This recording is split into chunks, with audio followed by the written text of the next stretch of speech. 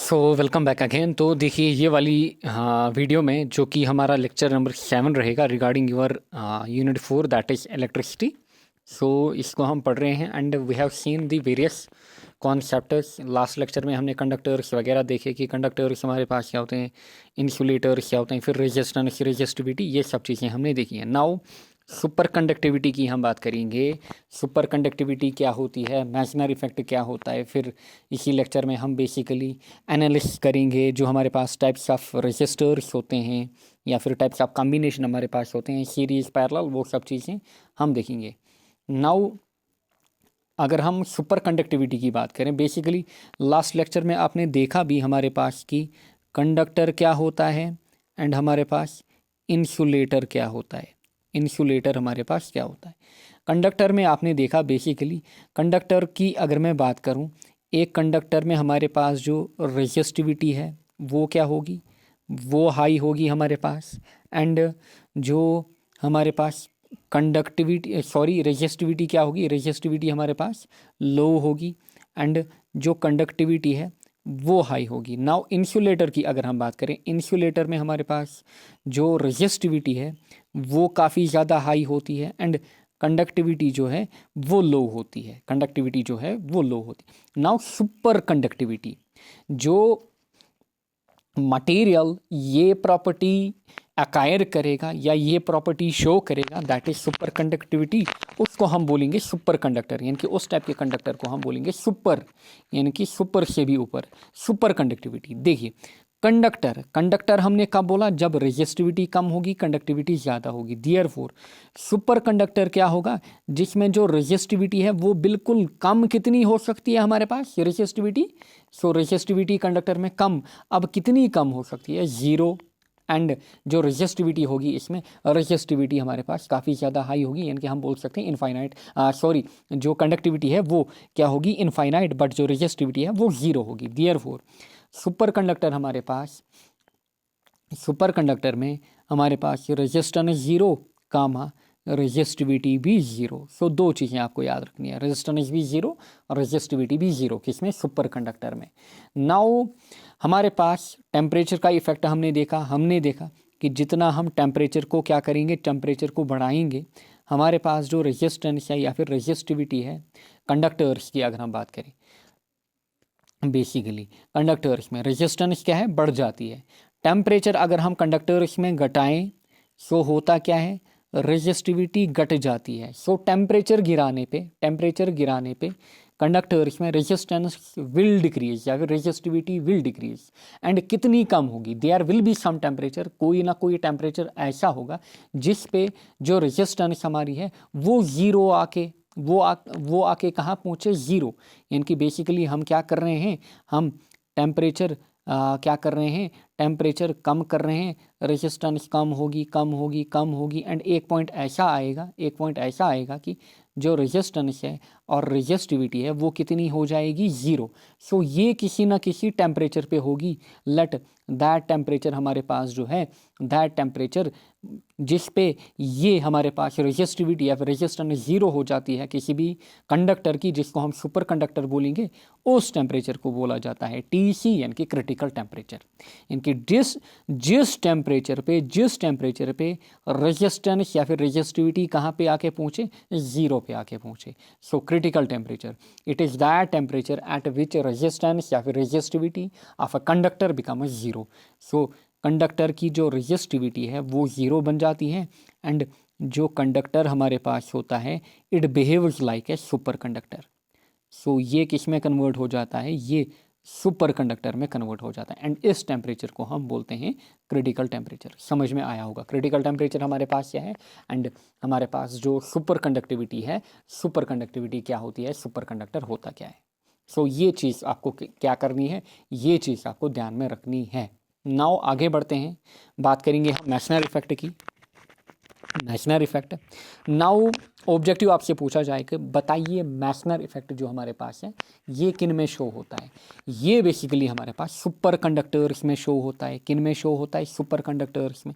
पहली चीज़ ये कौन शो करेगा, दिस प्रॉपर्टी या फिर this effect will be shown by super conductor, पहला ऑब्जेक्टिव यहाँ से बन गया। नाउ कंडक्टर की अगर मैं बात करूं, एक कंडक्टर की अगर मैं बात करूं, ये हमारे पास है कोई कंडक्टर एंड ये हमारे पास है कोई सुपर कंडक्टर, ये हमारे पास है कोई super conductor. Now super conductor में अब आपको पता है कि रेजिस्टेंस कितनी है, ज़ीरो, या फिर रेजिस्टिविटी कितनी है, ज़ीरो, रेजिस्टिविटी कितनी है, zero. So super conductor basically क्या करेगा, रेजिस्टेंस को ज़ीरो करेगा। सो चार्जेस जो होंगी, चार्जेस बेसिकली यहाँ पे इनसाइड में इजीली अब मूव करेंगी, चार्जेस इनसाइड में इजीली मूव करेंगी। सो जैसे ही यहाँ पे चार्जेस मूव करेंगी, सो उसके कारण क्या होगा, करंट फ्लो करेगी एंड उस करंट के कारण अंदर मैग्नेटिक फील्ड आएगा। ये जो कंडक्टर है इसके अंदर क्या आएगा, मैग्नेटिक फील्ड आएगा।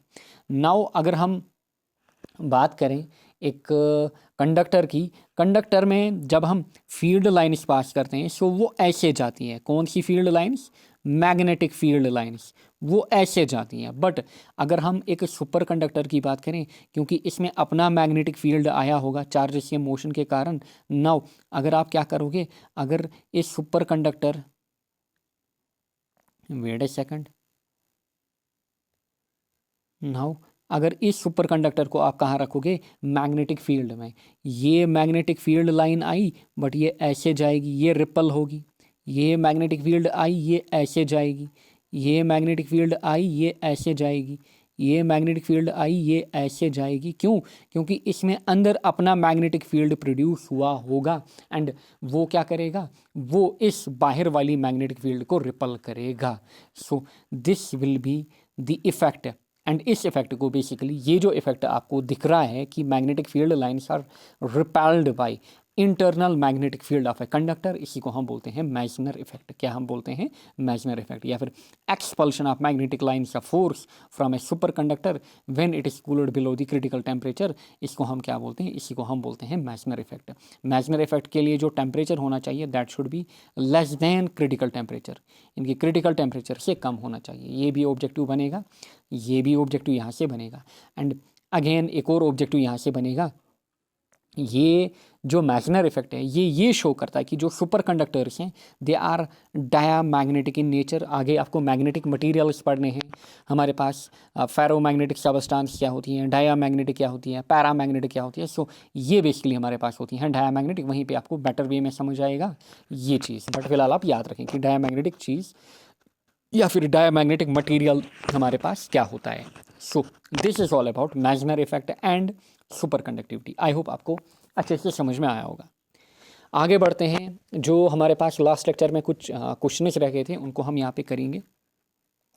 सो फिलहाल इनको मैं दूंगा नंबर 1, नंबर 2, नंबर 3, क्योंकि this is related to last lecture. 4, 5, 6, 7 फिलहाल इन 7 को हम करेंगे, फिर हम आएंगे नेक्स्ट टॉपिक पे।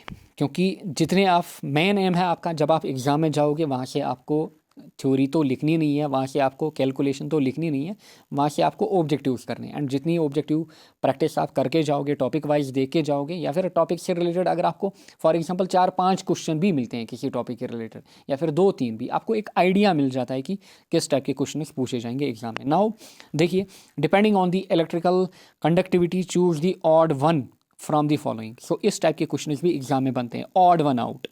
सो depending upon the electrical conductivity, आपको बट ध्यान में क्या रखना है, आपको ध्यान में रखना है इलेक्ट्रिकल कंडक्टिविटी एंड उसी के बेस पे आपको ऑड वन देखना है। Copper, option A graphite, human body, rubber. Copper, graphite, rubber, human body. Now अगर आप देखोगे, कॉपर भी हमारे पास क्या है, कंडक्टर, ह्यूमन बॉडी भी कंडक्टर है, ग्रेफाइट इनकी कार्बन की एलोट्रॉपी, ये भी हमारे पास क्या है, ये भी हमारे पास एक कंडक्टर है। बट रबर हमारे पास क्या है, इंसुलेटर। बट अगर डायमंड होता, डायमंड हमारे पास है इंसुलेटर। सो रबर हमारे पास इंसुलेटर है, it is odd one here. So this is insulator, बाकी सभी क्या है, कंडक्टर यहाँ पे। Which of the following option is correct with respect to metal conductors. Metal conductors के रिलेटेड आप बताइए कि यहाँ पे कौन सा ऑप्शन करेक्ट है। पहला, in metal conductors only the energy levels move. दूसरा option, in metal conductors only electrons move. Positive charges are fixed in the conductor. So हमने देखा जो हमारे पास मेटलिक कंडक्टर्स हैं, फिर मैंने आपको दिखाया जो लिक्विड्स एंड गैसेस है उनमें कैसे चार्जेस का प्रोडक्शन होता है, वहाँ पे आपने देखा पॉजिटिव एंड नेगेटिव आयंस के कारण। बट जो मेटलिक कंडक्टर्स हमारे पास हैं उनमें बेसिकली जो करंट हमारे पास आ जाती है वो किसके कारण आ जाती है, only due to motion of electrons. So motion of electrons के कारण, एंड जो पॉजिटिव चार्जेस हैं फॉर एग्जांपल प्रोटॉन हमारे पास, वो न्यूक्लियस में फिक्सड रहता है। So option B. The resistance of a conductor is not dependent on, बताइए रेजिस्टेंस ऑफ ए कंडक्टर किस चीज़ पे ऊपर डिपेंड नहीं है। रेजिस्टेंस हमारे पास होती है rho L by A. So resistance हमारे पास है rho L by A. Area of cross section बिल्कुल। Current flowing the through the conductor नहीं, अभी नहीं। फिर लेंथ ऑफ द कंडक्टर बिल्कुल। फिर टेम्परेचर पे हमने देखा है ऑलरेडी, टेम्परेचर के एरिया के साथ, लेंथ के साथ, टेम्परेचर के साथ। सो करंट के ऊपर हमारी रेजिस्टेंस डिपेंड नहीं होती है। The current, if current is doubled the potential difference reduced to half, then होगा क्या, नाउ होगा क्या। देखिए हमारे पास इक्वेशन है V is equal to I R. Now अगर आप यहाँ से R निकालोगे, R हमारे पास क्या है, R हमारे पास निकल के आएगा V अपॉन आई। नाउ सिचुएशन ऐसे बोल रहा है कि इनिशियल रेजिस्टेंस आपकी R है, अच्छा, जो आपका पोटेंशियल है V, करंट आपका है I। अब ये बोल रहा है कि अगर हमारे पास जो न्यू सिचुएशन है दैट इज करंट को डबल किया गया है, इसको 2I बनाया गया है, एंड पोटेंशियल डिफरेंस को हाफ किया गया है, इसको V/2 किया गया है। सो आप बताइए जो नई रेजिस्टेंस होगी वो क्या होगी। सो सिंपली R2/R1 आपको देखना है, या फिर R2 ही डायरेक्ट आप देख लीजिए। सो R जो हमारा न्यू होगा दैट विल बी सिंपली, देखिए that will be simply R2/R1, that will be simply R हमारे पास V अपॉन आई। सो ऊपर हमारे पास V/2 अपॉन में 2I divide by R1। R1 कितना, V upon I, V upon I. So होगा क्या यहाँ से, होगा क्या यहाँ से, देखिए V गया, V गया, I गया, I गया। सो ऊपर, या फिर चलिए मे बी किसी को ऐसे ना समझ में आ रहा हो, I will write like this. ये हमारा V/2, ये हमारा V/2, अच्छा, नीचे इसी के साथ मल्टीपल में 2I, क्योंकि ये 2 जाएगा डिवाइड में। फिर होल डिवाइड में हमारे पास क्या है, V अपॉन आई, वो मल्टीप्लाई जाएगा कैसे, I अपॉन V, वो मल्टीप्लाई जाएगा कैसे, I upon V। So V और V गया, I और I गया, आपके पास क्या बचा, 1/2 into 2 that is 1/4। So R2 जो निकला that is 1/4 times R1, 1/4 times R1, यानी कि resistance will be halved, no, resistance will become 4 times, no, resistance will become 1/4, बिल्कुल resistance हमारी क्या बनेगी, 1/4। what is in substance that make it superconductor substance, ये बोल रहा है कि सबस्टांस में ऐसा क्या होता है, what is in substance, substance में ऐसा क्या होता है that makes it super conductor, super conductor. So हमने देखा सुपर कंडक्टर हमारा कब बनता है, कंडक्टर हमने देखा है, कंडक्टर में हमारे पास रेजिस्टिविटी लो, कंडक्टिविटी हाई। सुपर कंडक्टर कब बनेगा, जब इस लो रेजिस्टिविटी को हम कहाँ तक पहुँचाएंगे, ज़ीरो तक। सो वो बनेगा हमारा super conductor. So the value of resistance या फिर रेजिस्टिविटी जो भी लिखा हो will be zero. So resistivity या फिर रेजिस्टेंस हमारे पास ज़ीरो होनी चाहिए। Factors affecting resistance of matter, resistance of matter, ध्यान दीजिए रेजिस्टेंस हमारे पास है rho L upon A. So temperature already हमने देखा है, टेम्परेचर पे रेजिस्टेंस डिपेंड है। अच्छा, नेचर ऑफ सबस्टांस, क्योंकि इसमें रो भी इन्वॉल्व है, and rho also, rho in turn depends upon nature of material, therefore R will depend on nature of material. Conductor की लेंथ बिल्कुल सही, एरिया बिल्कुल सही। सो इन सभी चीज़ पे हमारे पास रेजिस्टेंस डिपेंड होती है। So ABCD। When the length of the wire is doubled ammeter reading decrease, ध्यान दीजिए क्वेश्चन पे, when the length of wire is doubled. So length को क्या किया है इसने, डबल किया है, 2L किया है, यानी कि एक वायर हमारे पास है, इस वायर की लेंथ को क्या किया गया है, डबल। फॉर एग्जांपल इनिशियली ये इतनी हमारे पास थी, इतनी वायर हमारे पास थी, अब इसको हमने डबल किया है। ये बोल रहे हैं एम मीटर रीडिंग। ध्यान दीजिए, फिलहाल हमने एम मीटर तो नहीं पढ़ा, बट इतना तो आपको बेसिक पता ही होगा, एम मीटर से हम क्या करते हैं, एम मीटर। सो एम मीटर से बेसिकली हम करंट को मेजर करते हैं, हम बेसिकली करंट को मेजर करते हैं, वी कैलकुलेट दी करंट या फिर magnitude of current. So therefore ammeter reading decreases, ये बोल रहा है कि एमीटर रीडिंग डिक्रीज यानी कि करंट कितनी डिक्रीज होगी, करंट हमारे पास कितनी डिक्रीज होगी। नाउ लेंथ ऑफ वायर, अब लेंथ और करंट के बीच क्या कोई रिलेशन है, लेंथ और करंट के बीच क्या कोई रिलेशन है। नाउ वी नो दैट हमारे पास इक्वेशन है V is equal to I R wire, I is equal to V upon R. So ये हमारे पास है करंट की रिलेशन V अपॉन आर। अब लेंथ इसमें कहाँ से डालें, but we know that R जो होता है that is rho L by A, R is directly proportional to L। अगर R directly proportional to L है सो बट यहाँ से इस इक्वेशन से हमें पता चलता है I is inversely proportional to R, then क्या मैं लिख सकता हूँ I is inversely proportional to length. So जितनी रेजिस्टेंस बढ़ती है करंट घट जाती है, जितना लेंथ बढ़ेगा देयरफॉर करंट क्या हो जाएगी, घट जाएगी।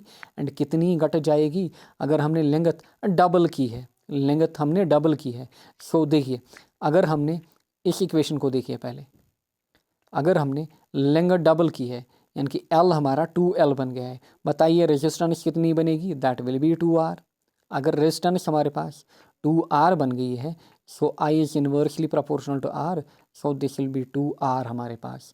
सो नई जो रेजिस्टेंस हमारे पास होगी दैट विल, नई जो करंट होगी दैट विल बी 1/2 यानी कि 1/2 वो बन गई होगी, हाफ, हाफ मतलब 1/2 ही।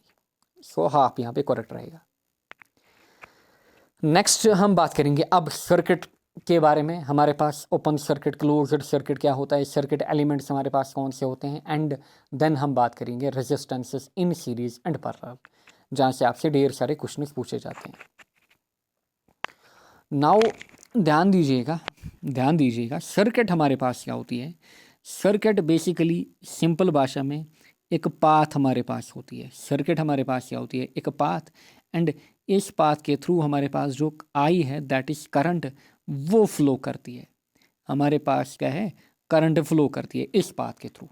समझ में आ रहा होगा, सर्किट हमारे पास क्या है, पाथ, एंड इस पाथ के थ्रू हमारे पास करंट फ्लो करती है।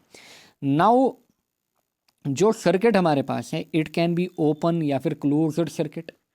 ये हमारे पास ओपन सर्किट हो सकता है या फिर क्लोज्ड सर्किट हो सकता है। ध्यान दीजिएगा, ध्यान दीजिएगा, ऑब्जेक्टिव यहाँ से पूछा जाता है।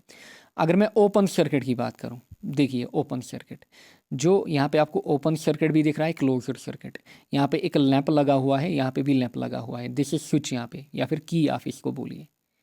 ये हमारे पास क्या है, की यहाँ पे, and this is the battery. ये हमारे पास क्या है, बैटरी भी। ये हमारे पास क्या है, बैटरी भी। सो अगर आप देखोगे, अगर आप देखोगे जो हमारे पास ये वाला सर्किट है, इनकी इसको मैं बोलूँगा diagram A, and this is diagram B, this is diagram B. अगर आप डायग्राम ए को देखोगे, यहाँ पे हमारे पास जो की है दैट इज़ डिसकनेक्टेड। अगर की ऐसे होगी इसका मतलब है कनेक्टेड, इसका मतलब है कनेक्टेड। नाउ अगर डिसकनेक्टेड होगी इसका मतलब करंट फ्लो नहीं कर रही होगी। यहाँ पे समझिए, this is open circuit, this is closed circuit. यहाँ से हमारे पास है बैटरी, ये क्या सप्लाई कर रही होगी, this will B supplying voltage, ये सप्लाई कर रही होगी वोल्टेज। यहाँ पे एक लैंप लगा हुआ है।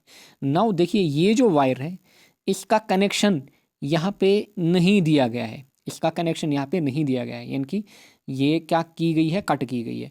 बट यहाँ से आप देखोगे, यहाँ से दोनों टर्मिनल्स कनेक्ट किए गए हैं, यहाँ से दोनों टर्मिनल्स कनेक्ट किए गए हैं।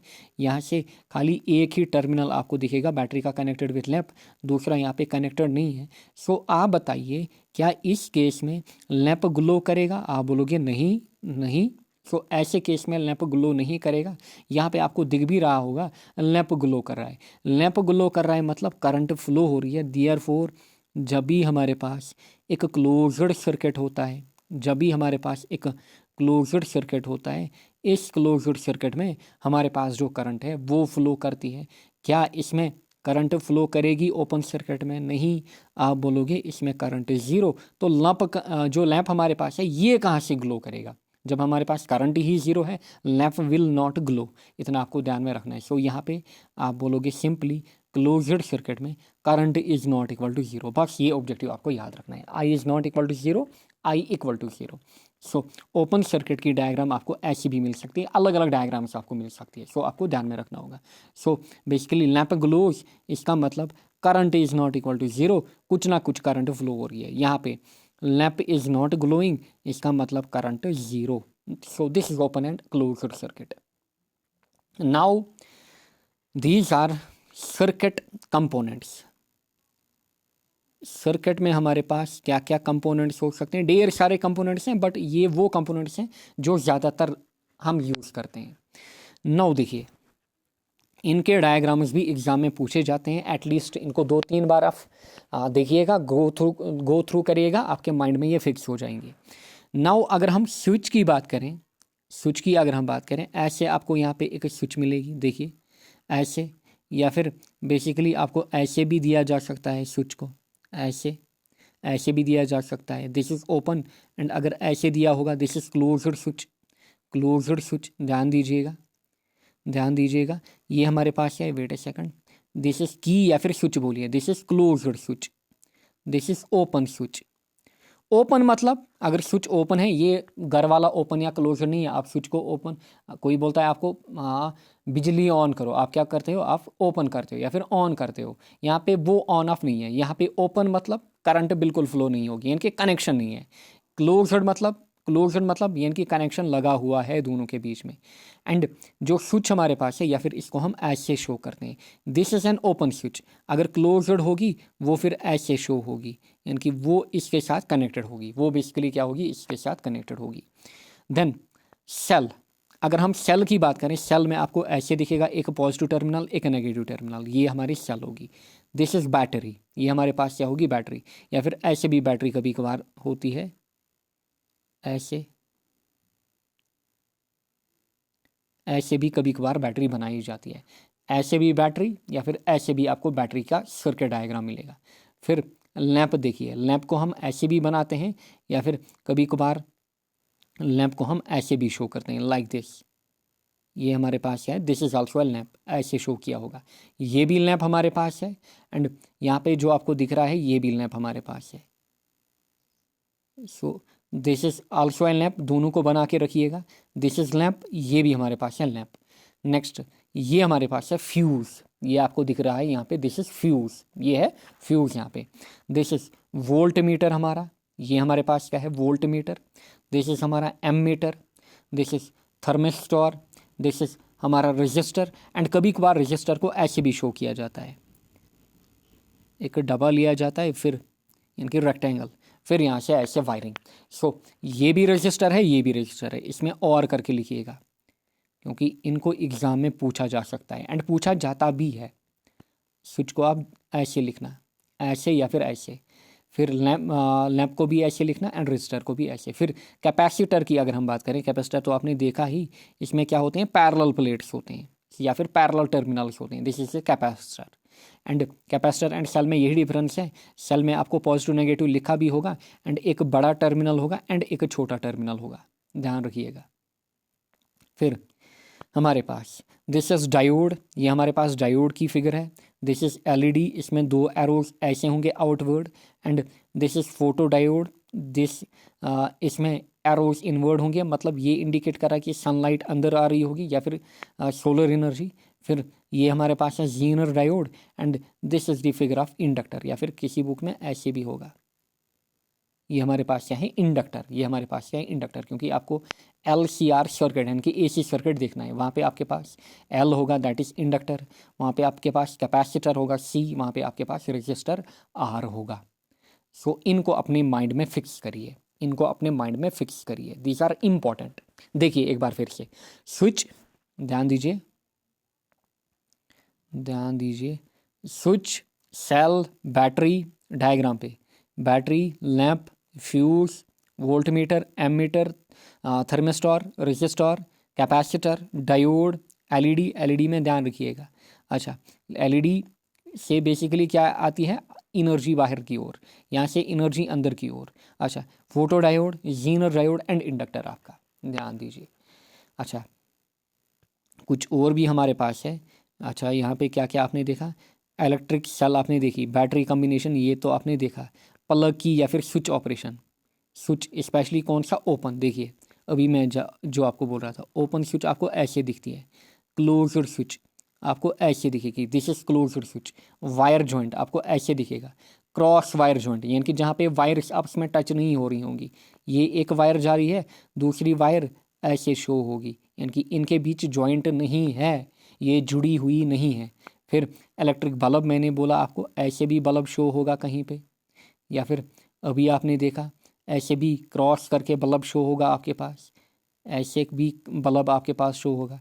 फिर रजिस्टर ऐसे भी, वहाँ पे भी मैंने दिखाया। फिर वेरिएबल रेजिस्टेंस या फिर रिहोस्टैट, रिहोस्टैट में क्या होगा, आपको रेजिस्टेंस दी जाएगी ऐसे, आपको रेजिस्टेंस बना के दी जाएगी, ऊपर से इस पे एरो होगा, this is known as variable resistance या फिर रिहोस्टैट। या फिर यहाँ से एरो क्या किया जाएगा, कभी बाहर की ओर किया जाएगा। फिर ये हमारा एम मीटर, ये हमारा वोल्ट मीटर।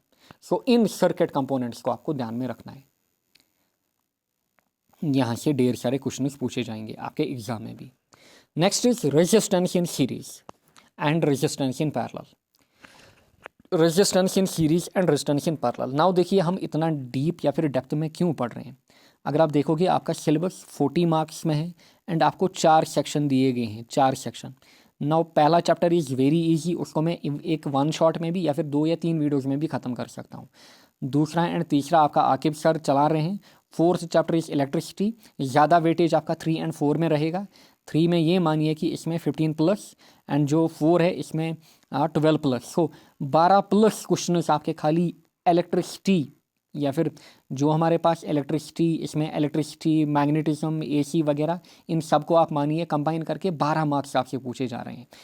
एक बच्चे ने बोला सर आप इतना डीप क्यों जा रहे हो, ये फॉरेस्टर का नहीं है भाई। ये फॉरेस्टर में फिजिक्स से, टोटल फिजिक्स से, जो आपका 11-12 का फिजिक्स है ना, उससे 10 से 12 मार्क्स आ सकते हैं, 10 से 12 marks.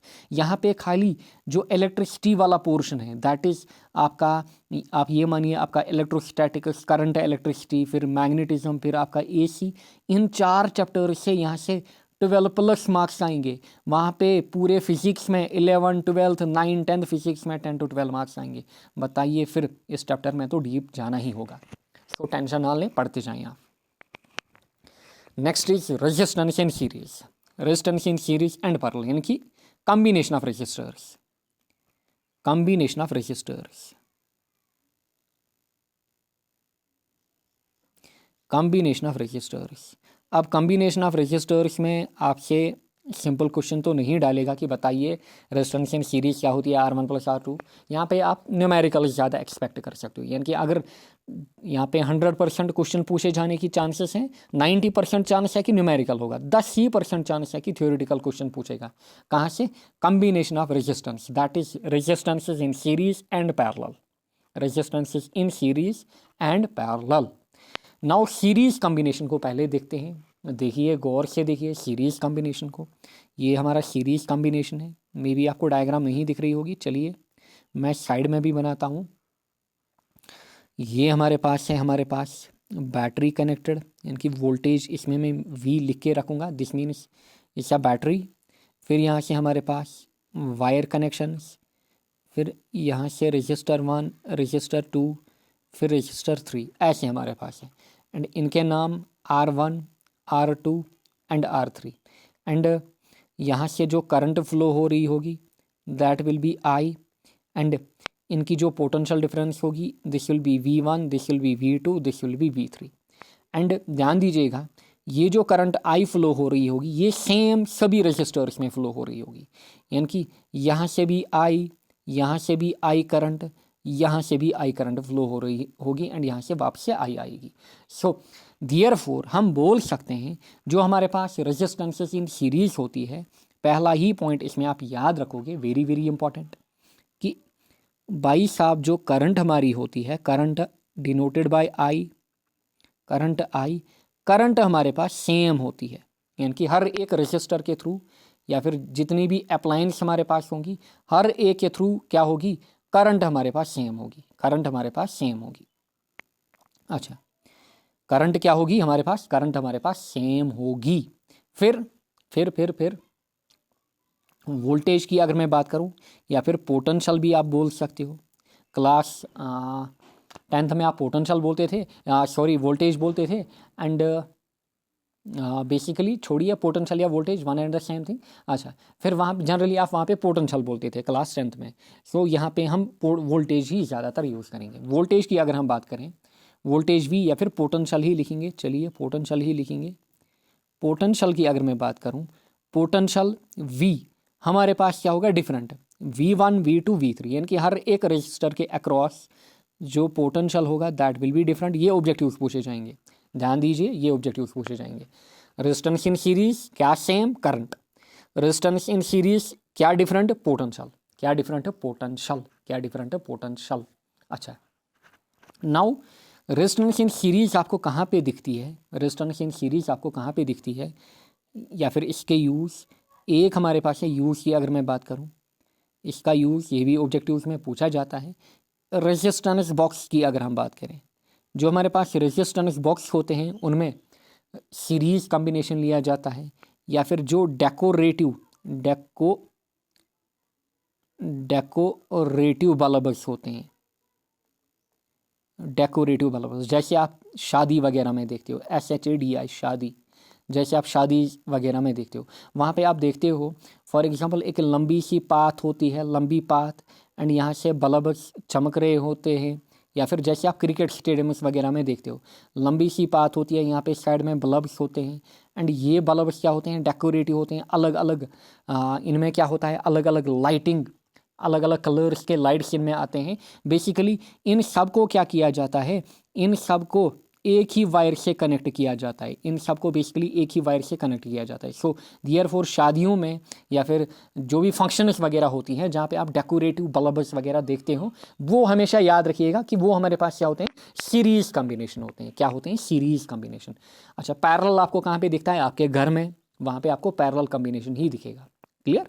So this is series combination. So series combination में हमारे पास करंट सेम, पोटेंशियल डिफरेंट है। अच्छा, रेजिस्टेंस बॉक्स, डेकोरेटिव बल्ब इनमें यूज़ होगा। नाउ यहाँ पे हम फिर बेसिकली आर इक्विवेलेंट निकालते हैं, या फिर इफेक्टिव रेजिस्टेंस हम निकालते हैं। इफेक्टिव रेजिस्टेंस मतलब जितने भी हमारे पास कंबाइंड रजिस्टर्स हैं, 1 2 3 4 N, सो उनका एक कंबाइंड इफेक्ट हम लेते हैं, कंबाइंड इफेक्ट, एंड वो हम किस रजिस्टर से शो करते हैं, एक इक्विवेलेंट रजिस्टर से शो करते हैं। एंड देयरफॉर जो आर इक्विवेलेंट हमारे पास होता है, it is R1 + R2 + R3। Basically इसको आप डिराइव करते हो क्लास 10 12th में, बट यहाँ पे डिरिवेशन करने की नीड नहीं है। So this is the resistance. So current हमारे पास same, potential different, and this is the resistance. This is the resistance, समझ में आ रहा होगा। Now resistance in parallel, resistance in parallel, ध्यान दीजिए सर्किट के ऊपर, सर्किट के ऊपर ध्यान दीजिए।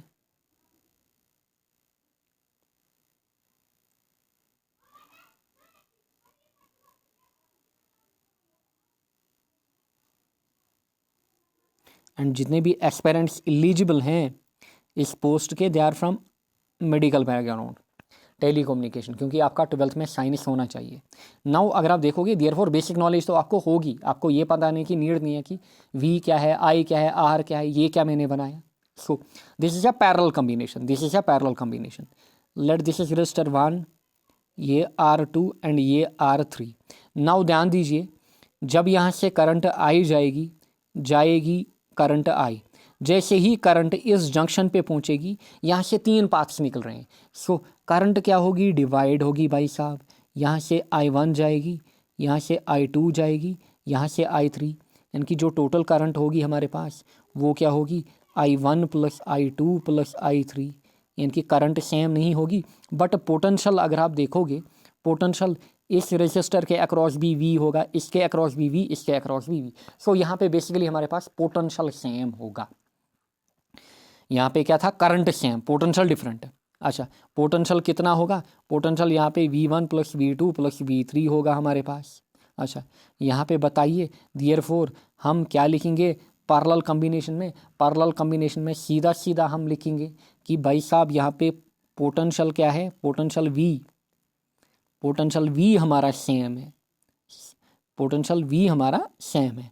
करंट करंट आई हमारा क्या है, करंट आई हमारा डिफरेंट है, यानी कि करंट हमारे पास सेम नहीं है यहाँ पे, जैसा आपको इस डायग्राम में भी दिख रहा है। सो वी सेम यहाँ पे across all resistors, but current I1 I2 अगर n नंबर ऑफ रजिस्टर होंगे सो IN यहाँ पे, so IN।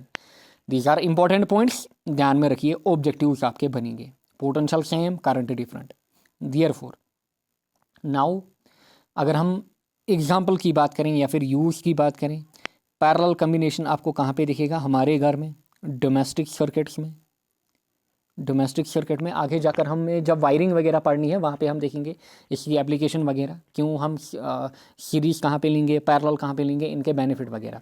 Now domestic circuit में इसीलिए क्योंकि आपको पता होगा पैरेलल में अगर एक कोई भी अप्लायंस हमारा स्टॉप करती है वर्क करना, क्या बाकी अप्लायंस भी वर्क करती है स्टॉप करना? नो, बाकी वर्क करती हैं, and this is the benefit of parallel combination, वो हम वहीं पे देखेंगे। So this is our domestic circuit, ये हमारे पास क्या है, डोमेस्टिक सर्किट्स में यूज़ होती है कौन, पैरेलल कॉम्बिनेशन। अच्छा बताइए, यहाँ पे जो हम आर निकालेंगे बेसिकली उसका हम निकालते हैं 1/R इक्विवेलेंट, वो कितना होता है 1/R1 plus 1/R2 plus 1/R3। But numericals में ध्यान रखिएगा, हमेशा आपको लास्ट में क्या करना है, जो आप 1/R इक्विवेलेंट निकाल रहे हो उसका आपको लास्ट पे इन्वर्स लेना है, यानी कि फाइनली आपको वापस से आर इक्विवेलेंट कैलकुलेट करना है। जब हम न्यूमेरिकल्स देखेंगे वहाँ पे एक बार फिर से आपको समझाएंगे एंड याद दिलाएंगे आपको। So 1/R equivalent is equal to 1/R1 plus 1/R2 plus 1/R3। I hope आपको सब चीज़ें अच्छे से एंड ईजी वे में समझ में आ रही होंगी। So 1/R equivalent equal to 1/R1 plus 1/R2 plus 1/R3। Now आपसे क्वेश्चन है मेरा कि अगर आप क्या चाहते हो, अगर आप रेजिस्टेंस बढ़ाना चाहते हो कहीं पे, बताइए मुझे आप कौन सा कॉम्बिनेशन यूज़ करोगे। अगर आप कहीं पे मैक्सिमम रेजिस्टेंस चाहते हो आप कौन सा कॉम्बिनेशन यूज़ करोगे, एंड अगर आप कहीं पे मिनिमम कॉम्बिनेशन चाहते हो आप कौन सा, अगर आप कहीं पे मिनिमम रेजिस्टेंस चाहते हो आप कौन सा कॉम्बिनेशन यूज़ करोगे। आपके लिए क्वेश्चन है, सोच समझ कर आंसर बताइएगा, वीडियो को पॉज करके आप टाइम ले सकते हो। नाउ अगर आप देखोगे यहाँ पे आर इक्विवेलेंट हमारे पास है R1 plus R2 plus R3 plus R4 plus RN। सो यहाँ पे प्लस हमारा वैल्यू क्या है, वैल्यू हमारा बढ़ रहा है। So whenever we want maximum resistance, whenever we want maximum resistance we have to go with series combination. Whenever we want कि रेजिस्टेंस हमारी कम आनी चाहिए, इक्विवेलेंट से कम आनी चाहिए, we will go with parallel combination. So minimum resistance अगर आपको चाहिए आप किसके साथ जाओगे, आप पैरेलल के साथ जाओगे।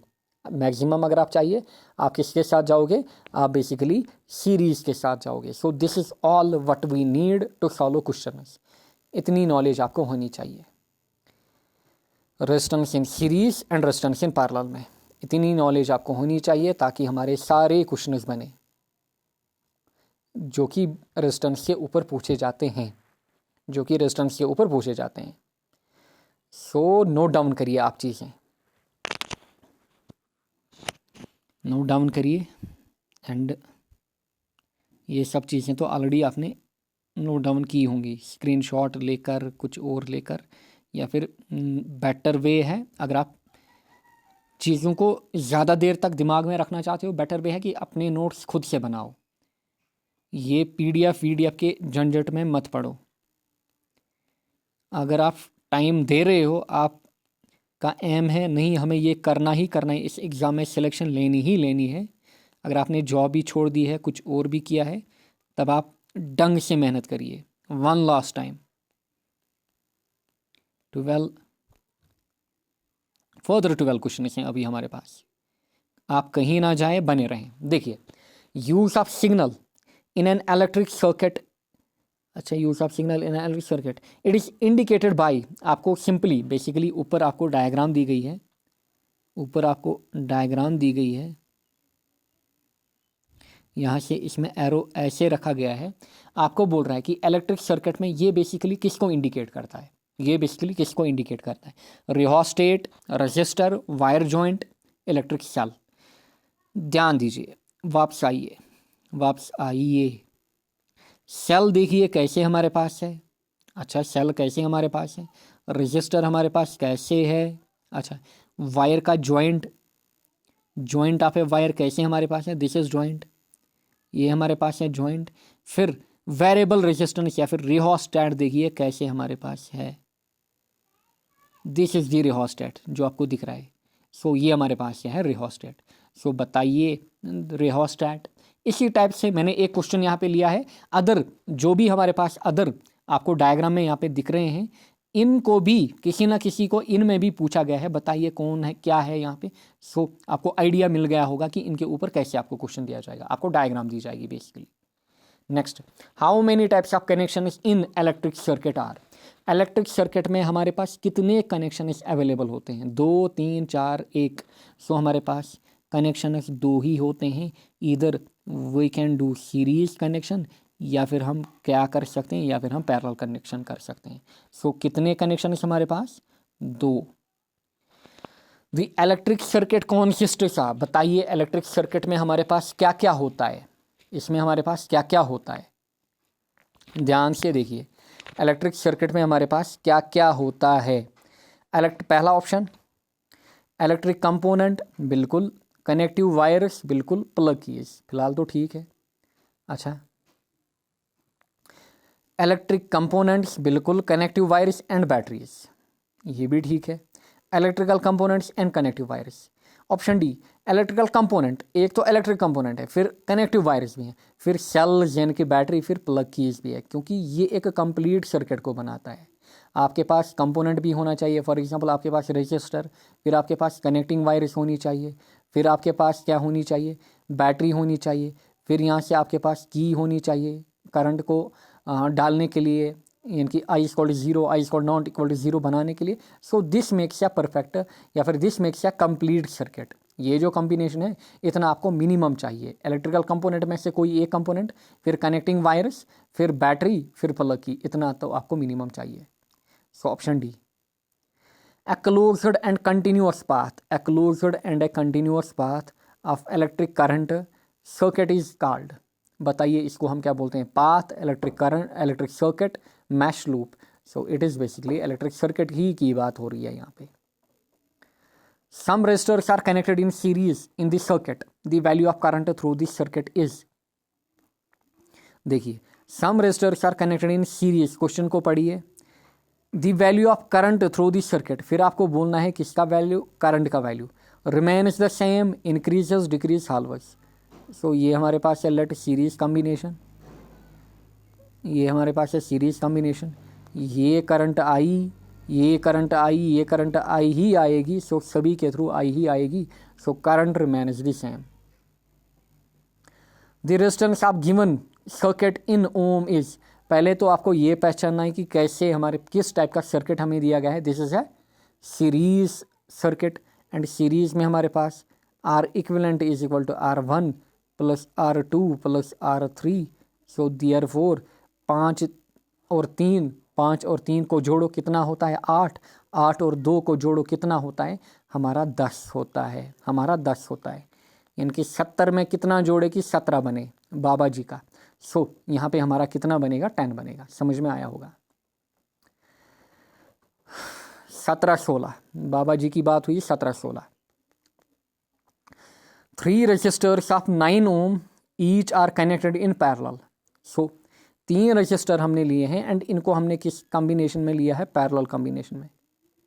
इनको हमने पैरेलल कॉम्बिनेशन में लिया है, एंड तीनों क्या है, 9 ओम, 9 ओम, 9 ओम, 9 ओम। इनको हमने किस में जोड़ा है, पैरेलल में। सो आपको बोलना है कि इक्विवेलेंट रेजिस्टेंस।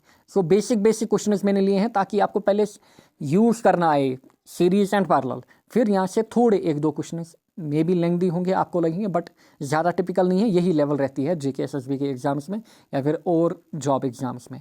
आपसे नीट या फिर JEE मेंस से क्वेश्चन नहीं पूछे जाएंगे।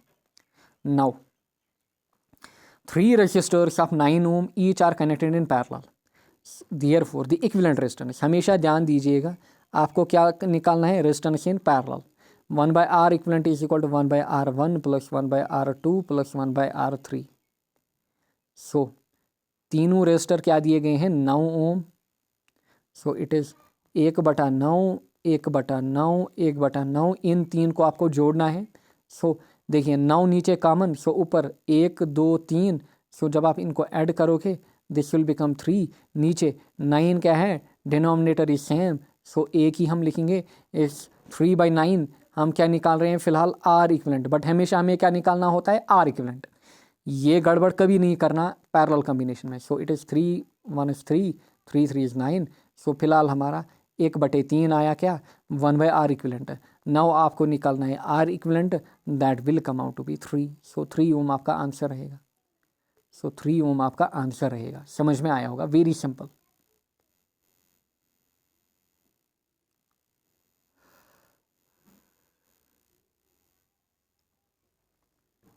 ठीक, आगे बढ़ते हैं।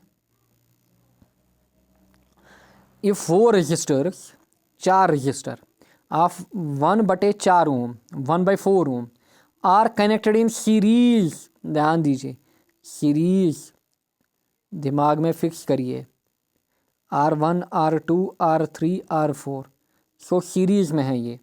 Then how much the maximum resistance can be obtained. देखिए सीरीज कॉम्बिनेशन है, सो अगर मैक्सिमम रेजिस्टेंस भी पूछ रहा है, अगर ये ना बोलता कि सीरीज में हमारे पास है, अगर ये ना बोलता कि सीरीज में हमारे पास है, अगर ये भी दिया ना होता एंड इतना दिया होता कि हमें मैक्सिमम रेजिस्टेंस चाहिए, तब भी हम यहाँ पे क्या लेते, सीरीज कॉम्बिनेशन ही लेते हैं। ध्यान दीजिए क्यों, क्यों मैक्सिमम रेजिस्टेंस अगर आपको चाहिए सीरीज कॉम्बिनेशन, अगर आपको कम रेजिस्टेंस चाहिए पैरेलल होगे। सो आर इक्विवेलेंट आपको निकालना है, 4 रेजिस्टर्स आपको दिए गए हैं, आप resistance 1/4 ohm, so 1/4 divide by ये plus 1/4 plus 1/4 plus 1/4, so this will come out to be, एक नीचे एक कॉमन 4 लीजिए, ऊपर ऐड करिए 1 2 3 4, सो दिस इज 4, 4/4 हो गया 1। सो आपका आंसर रहेगा 1 ओम। नोट डाउन करिए, your answer will be 1 ohm. Next, 2 resistors of 6 ohm and 4 ohm, ध्यान दीजिए 6 ohm and 4 ohm are connected in series. ये 2 रजिस्टर्स हमारे पास हैं, एक है 6 दूसरा है 4। अच्छा, in series combination are connected to at 12 volt battery, and ये किसके साथ कनेक्टेड हैं, ये 12 वोल्ट बैटरी के साथ कनेक्टेड हैं। ये किसके साथ कनेक्टेड हैं, 12 वोल्ट बैटरी के साथ। The effective current in this circuit is, so आपको बोलना है पूरे सर्किट में, पूरे सर्किट में यहाँ से जो करंट आएगी फिर यहाँ से वापस आएगी, पूरी करंट सर्किट में कितनी होगी। सो पूरी करंट हमारे पास सर्किट में कितनी होगी, सो सिंपली आप पहले सीरीज कॉम्बिनेशन है, देयरफॉर आर इक्विवेलेंट आप निकालोगे, आर इक्विवेलेंट होगा 6 + 4 that will be 10, and we आपको दिया गया है 12 वोल्ट। देन आप यूज़ करोगे ohm's law, V is equal to I R, यहाँ से आप I निकालोगे, I आपका होगा V/R। सो V कितना आपका, V आपका 12 एंड R आपका 10। अच्छा, 12 डिवाइड बाई 10 कितना होता है भाई साहब, this is 1.2। So 1.2 ampere. So current आप निकाल रहे हो, सो 1.2 एम्पियर हमारा आंसर रहेगा, 1.2 ampere.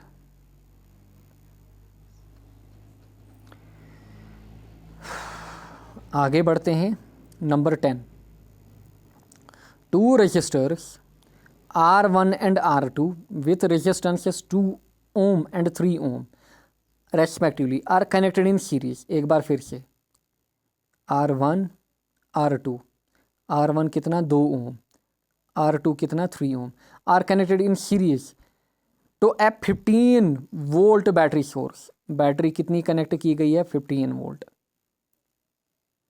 So 15V। The current across register R2, ये है register R1, this is register R2। ये बोल रहा है कि R2 के अक्रॉस कितनी करंट जाएगी, R2 के अक्रॉस कितनी करंट जाएगी, यानी कि I2 कितनी जाएगी, कितनी जाएगी, बताइए बताइए, R2 के अक्रॉस कितनी करंट जाएगी। नाउ अभी आपने पढ़ा, अभी आपने पढ़ा, क्या पढ़ा आपने, ध्यान दीजिए ध्यान दीजिए। सीरीज कॉम्बिनेशन में करंट जो होती है, करंट क्या होती है, सेम होती है। सो आप कितने भी रजिस्टर लगवा लो, आप कितने भी रजिस्टर लगवा लो, आप कितने भी रजिस्टर लगवा लो, आप यहाँ पे कितने 3 4 5 6 8 जितने आपको रजिस्टर लगवाने, करंट विल रिमेन सेम। यहाँ से भी आई, यहाँ से भी आई, यहाँ से भी आई। अगर और number n number of resistors होंगे current will be still I, क्योंकि सीरीज कॉम्बिनेशन है। फिर निकालिए आर इक्विवेलेंट क्या होगा, या फिर सिंपली अब आप आर इक्विवेलेंट क्यों निकाल रहे हैं, आई हमारे पास क्या होगा, I will be V upon R, I will be V upon R. V कितना आपका 15, आर कितना 2 + 3, 2 + 3 यानी कि 5, 15/5, 15/5 हो गया 3। सो 3 आपका आंसर रहेगा। सो इतनी करंट फ्लो करेगी पूरे सर्किट में, यानी कि 2 के अक्रॉस भी इतनी ही, 3 ओम रजिस्टर के अक्रॉस भी इतनी करंट फ्लो करेगी। Next, a 4 ohm resistor A is connected, ध्यान दीजिए, in series to a 6 ohm resistor। ध्यान दीजिए 4 ohm resistor is connected to 6 ohm resistor। अच्छा अच्छा इसका नाम इसने ए दिया है, इसका बी दिया है, बाकी खास कुछ नहीं। अच्छा, एंड 2 वोल्ट बैटरी जो दी गई है हमें, वो हमें दी गई है कितनी, 2 वोल्ट की। सो बैटरी हमें दी गई है 2 वोल्ट की, रजिस्टर हमें दिया गया है ए और बी। रजिस्टर हमें क्या दिया गया है, रजिस्टर हमें दिया गया है ए और बी। सो 6 और 4। अच्छा, बट क्वेश्चन हमें पढ़ना है the potential drop across A and B respectively are.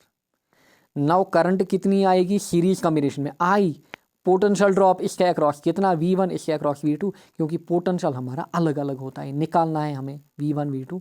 So simply हम क्या करेंगे, पहले हम बेसिकली आर इक्विवेलेंट निकालेंगे।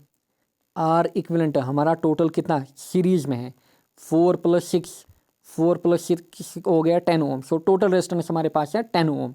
अच्छा, वोल्टेज कितनी given, 2 volt battery, therefore I हमारा होगा V/R, आई हमारा होगा V/R। V कितना 2, R कितना 10, R कितना 10। सो 2/10 वो कितना हो गया हमारा 1/5। सो वो हो गया 1/5, 1/5, दैट इज़ 1/5। सो इतनी करंट। अच्छा, करंट मैंने क्यों निकाली, क्योंकि जब मुझे करंट पता होगी ना तभी मैं V1 निकालूंगा, V2, क्योंकि जो V1 होगा आई देखिए सेम होगा, that will B I into R1। जो V2 होगा that will B I into R2, क्योंकि करंट यहाँ से सेम जाएगी, करंट यहाँ से सेम जाएगी हर एक रजिस्टर के थ्रू, क्योंकि सीरीज कॉम्बिनेशन है। सो इसलिए हमने I का वैल्यू निकाला कितना, 1/5। देयरफॉर V1 निकालिए, V1 क्या होगा, I इंटू R1। I कितना, I हमारे पास 1/5, R1 यानी कि R1 कितना 4 हमारे पास। यहाँ से इस फॉर्मूला को यूज़ करिए आप जो मैंने अंदर बनाई। सो 4, V2 कितना, V2 हमारे पास, अच्छा V2 कितना होगा, I इंटू R2। I कितना हमारा वही कॉन्स्टेंट 1/5, R2 कितना 6। सो इट इज़ 1/5 इंटू 6। अच्छा, दिस विल बी 4/5। 4/5 कितना होता है, 40/5 इज़ 8, बट हमें 4/5 लेना है, दैट इज़ 0.8। अच्छा, दिस इज़ 6/5, 6/5 यानी कि 60/5, 60/5 कितना होता है 12, but it is 6/5, it is 1.2। So 0.8 and 1.2, 0.8 and 1.2 हमारा करेक्ट ऑप्शन रहेगा। समझ में आया होगा।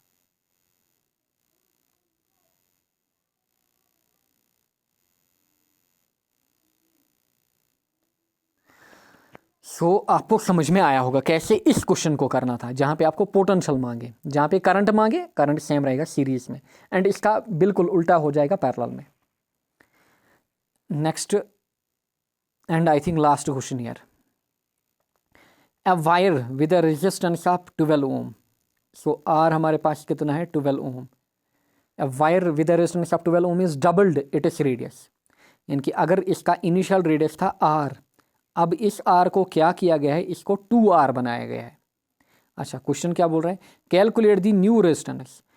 देयरफॉर जो हमारी न्यू रेजिस्टेंस आएगी R2 वो कितनी होगी, अगर R1 हमारे पास है 12 ओम, एंड हमने क्या किया है, जो वायर है उसका जो रेडियस है वो बड़ा है, यानी कि मोटी वायर ली है। अब हमें बोलना है कि बताइए कि नई रेजिस्टेंस क्या बनेगी। अब आर कहाँ से लाएं हम रेजिस्टेंस में, but we have seen R हमारे पास होता है रो L/A एरिया, बताया था मैंने।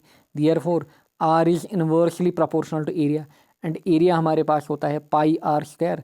देयरफॉर हम बोल सकते हैं R is inverse, resistance is inversely proportional to radius का स्क्वायर, रेडियस का स्क्वायर। देयरफॉर R2/R1 हमारे पास क्या होगा, R2/R1 क्या होगा, दिस विल बी R1 का स्क्वायर डिवाइड बाय R2 का स्क्वायर। देखिए हमें इन्वर्स रिलेशन मेंटेन करनी है, ऊपर R2 नीचे इसका रेडियस यहाँ पे, यहाँ से रेजिस्टेंस R1 नीचे, ऊपर इसका R1, यानी कि इनके बीच क्या है, इन्वर्स रिलेशन। समझ में आया होगा।